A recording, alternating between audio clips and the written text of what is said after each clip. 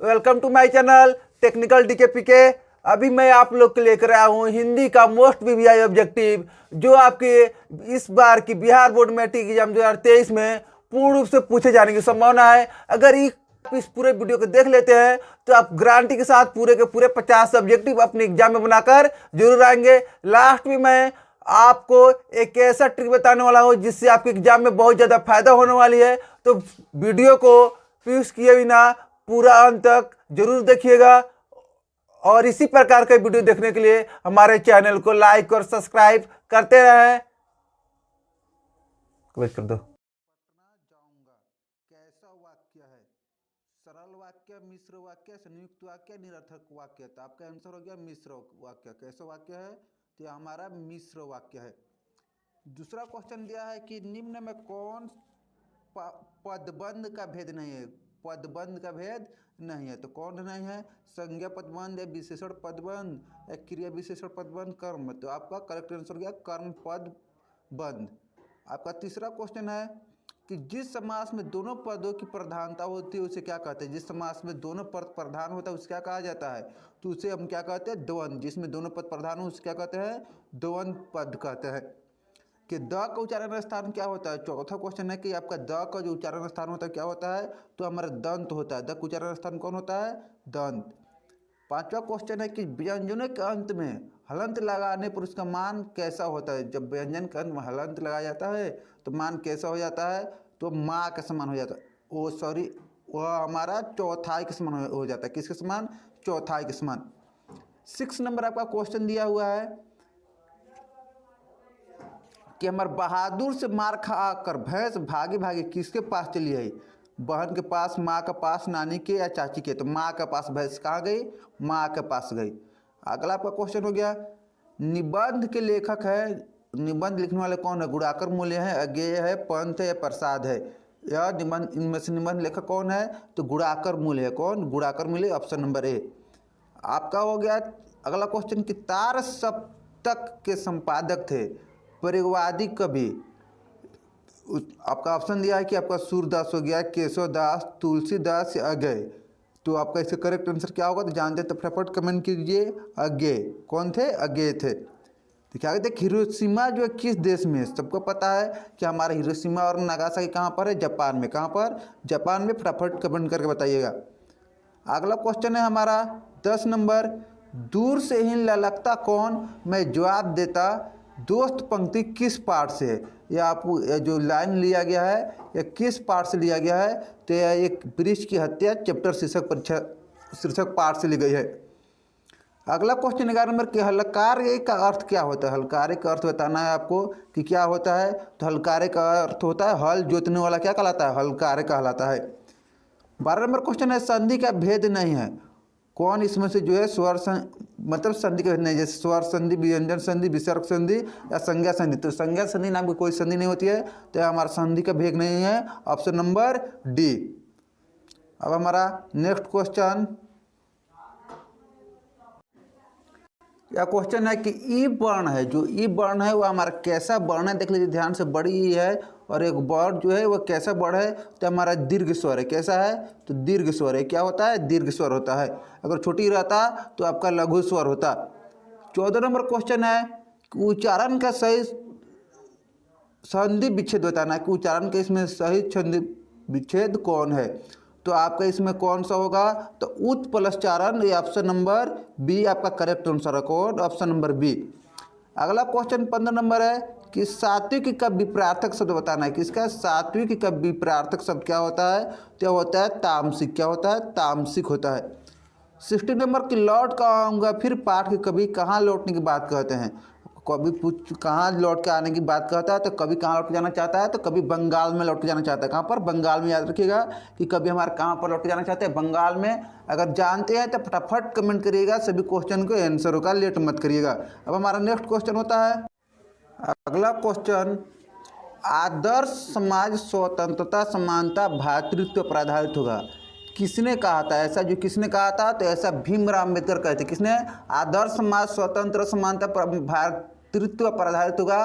किसने कहा था? तो भीमराव अम्बेडकर ने कहा था। किसने कहा था? भीमराव अम्बेडकर ने। क्या अगला क्वेश्चन कि सीमा रजनी आलो शेफाली आरती पांचों किसकी बनी थी? जो सीमा रजनी आलो शेफाली आरती पांचों जो थी या खोखा के बने थे? किसकी बने? खोखा की। ये याद रखिएगा कि प्लेटो और कांट थे महान। प्लेटो और कांट महान थे। कैसे महान थे जानते हो तो फटाफट कमेंट कीजिए। कैसे महान थे? तो दार्शनिक महान थे। कैसे महान? दार्शनिक महान थे। अब हमारा अगला क्वेश्चन है तमिल मलयालम तेलुगु कन्नड़ भाषा है। जो तमिल मलयालम में जो तेलुगु कन्नड़ भाषा है वो कहाँ की भाषा है यही आपको बताना है। वो किसकी भाषा है? तो हमारा दक्षिण भारत की भाषा है। ये सब कैसी भाषा है? तो दक्षिण भारत में भाषा उपयोग किया जाता है तमिल मलयालम तेलुगु कन्नड़। 21 नंबर क्वेश्चन का कुमार गंधर्व क्या है? जो आपको बताना कि कुमार जो गंधर्व है वह क्या है?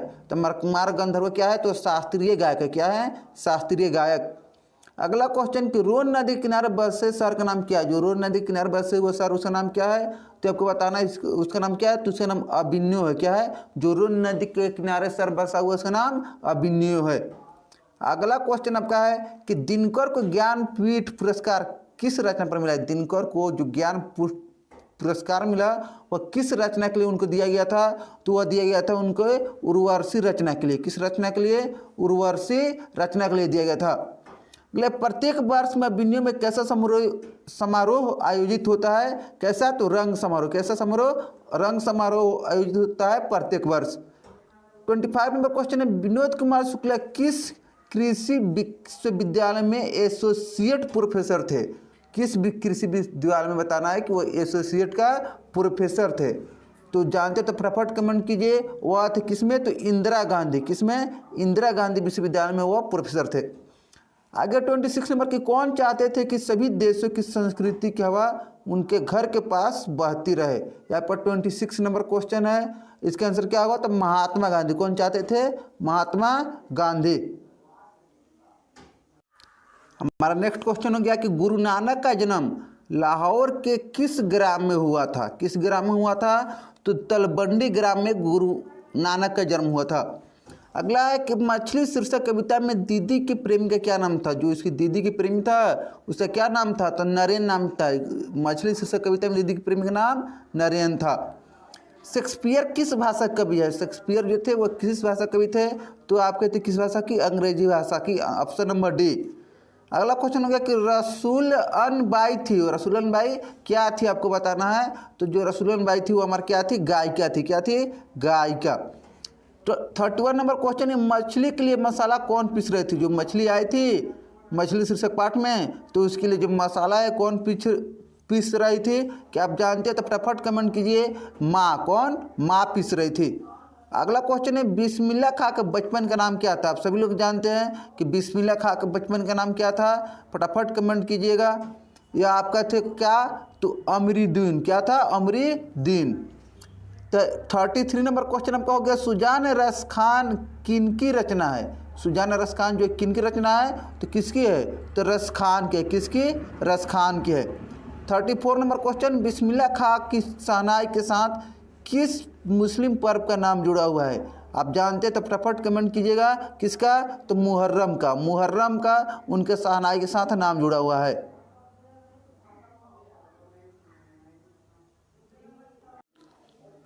हमारा 35 नंबर क्वेश्चन है काशी किसकी पाठशाला? कौन सी विषय की? संस्कृत की, नृत्य की, नर्तन की, वादन की? तो काशी में संस्कृत पाठशाला है। किसकी? संस्कृत की। Option number A. 36 number question है टेबल पर किताब है यहाँ पर किस कारक का चिन्ह है? बताना है कि यहाँ पर आपको कौन सा कारक है? तो अधिकरण कारक। कौन सा? अधिकरण।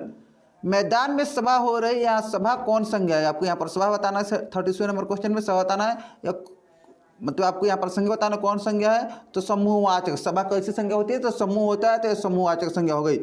अगला क्वेश्चन है कि चंचला किस शब्द का परिभाषित शब्द है? चंचला जो है किसे कहा जाता है? सरस्वती को, दुर्गा को, सावित्री को या लक्ष्मी को? आप सभी लोग जानते होंगे फटाफट के मैंने जो लक्ष्मी होती है उनको क्या कहते हैं? चंचला कहा जाता है।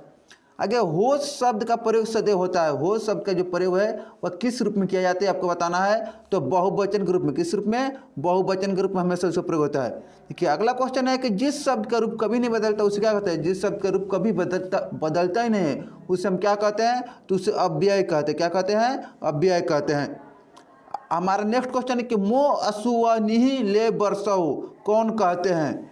या किसने कहा था, यही आपको बताना है कि ऐसा जो हमारा पोएम है वो किसने लिखा था, किसने कहा था, तो किसने, घनानंद ने। किसने? घनानंद ने। अगला है कि क्यों री राक्षसी इस छोटे से बच्चे को क्यों पीट रही है, किसने कहा था?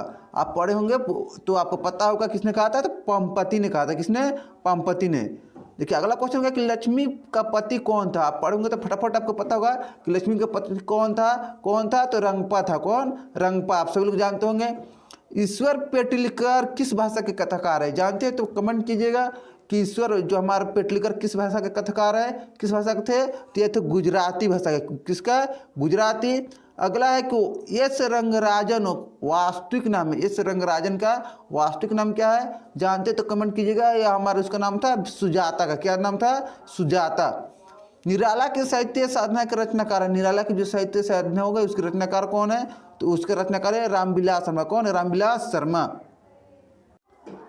आप सभी लोग इस क्वेश्चन का आंसर जानते हो कि रामायण की रचना किस भाषा में की गई, तो किस भाषा में हुआ था? संस्कृत में। किसमें? संस्कृत में। कमेंट में जरूर बॉक्स में लिखिएगा। अमरकांत लिखित कहानी का नाम क्या है? जो अमरकांत लिखित कहानी उसका नाम आपको बताना है क्या है, कमेंट कीजिए फटाफट। तो क्या है? तो बहादुर है। अमरकांत ने किस कहानी को लिखा है? बहादुर कहानी क्यों। बहादुर का बाप कहाँ मारा गया था? आप सभी लोग जानते हो कि बहादुर का जो बाप है कहाँ मारा गया था? कहाँ? तो युद्ध में मारा गया था ना। हाँ जी, युद्ध में मारा गया था। बहादुर का बाप कहाँ पर? तो युद्ध में। अगला है द्विवेदी जी से किसने पूछा था नाखून क्यों बढ़ते। किसने पूछा था कि नाखून जो है हमारा क्यों बढ़ते हैं, किसने पूछा था? तो पूछे था किसने? आप सभी लोग जानते हैं, कमेंट में बॉक्स में जरूर लिखिएगा किसने, उसकी लड़की ने। अगला है कि नागरी लिपि शीर्षक पाठ साहित्य की कौन विद्या है? आपको बताना कि शीर्षक पाठ साहित्य की कौन सी विद्या है, तो निबंध है। क्या है? निबंध। अगला है आपको क्वेश्चन कि स्वदेशी शीर्षक पाठ के रचनाकार बताना। आपको स्वदेशी शीर्षक पाठ के रचनाकार कौन है, तो प्रेमधन है। कौन है? प्रेमधन। अगला क्वेश्चन हो गया कि रेनर मारिया रिल्के किस भाषा कवि है, ये आपको बताना है। 53 नंबर का क्वेश्चन है, तो किस भाषा के, तो जर्मन भाषा के हैं। अगला आपका क्वेश्चन हो गया कि जीत जीत में मैं निरखत हूँ पाठ साहित्य की विद्या है, ये किस पाठ साहित्य की विद्या आपको बताना है। तो यह हो गया आपका कौन सा आंसर? साक्षात्कार। जी हाँ, साक्षात्कार। नेक्स्ट क्वेश्चन आप जानते हैं, जरूर कमेंट कीजिएगा कि शंभू महाराज बिरजू महाराज के कौन थे। बिरजू महाराज के कौन थे, जानते हैं जरूर कमेंट कीजिएगा। या कौन थे? सी नंबर इसका ऑप्शन होगा चाचा थे। हमारा अगला क्वेश्चन हो गया I want that girl admitted now, किसने कहा था? ऐसा किसने कहा था? तो ऐसा कहा था कौन? बड़े डॉक्टर ने। किसने? बड़े डॉक्टर ने। 50वें नंबर क्वेश्चन है नगर शीर्षक कहानी के लेखक कौन है, याद तो जरूर किए होंगे आप लोग, कमेंट जरूर कीजिएगा कौन थे? सुजाता हैं। 58 नंबर क्वेश्चन तीन बेटे दो वक्त की रोटी एक माँ किसकी कहानी की पंक्ति है, जो लाइन दिया हुआ किस कहानी की पंक्ति को लिखा गया है, किसकी? तो धरती कब तक घूमेगी की है। किस कहानी का है? तो धरती कब तक घूमेगी। यार देखिए नजमा मंगमक की कौन थी, आप जरूर इसको कमेंट बॉक्स में आंसर लिखिएगा। मैं इसको नहीं बताने वाला, आप इसको कमेंट बॉक्स में कमेंट करिएगा। 60 नंबर क्वेश्चन निम्नलिखित में कौन शब्द शुद्ध है, आपको बताना कि कौन जो शब्द शुद्ध है कौन है। देवनागरी शब्द जो है कैसा शुद्ध शब्द होता है। इसी प्रकार का आप अगर वीडियो देखने के लिए हमारे चैनल को लाइक सब्सक्राइब करते रहें, और मैं आपको एग्जाम तक पूर्ण रूप से VVI जो भी क्वेश्चन होंगे या जो वायरल क्वेश्चन होगा इस अपने YouTube चैनल पर अपलोड कर दूंगा। आप एग्जाम से आधे घंटे या रात भर पहले आकर इस चैनल पर देख सकते हैं। धन्यवाद।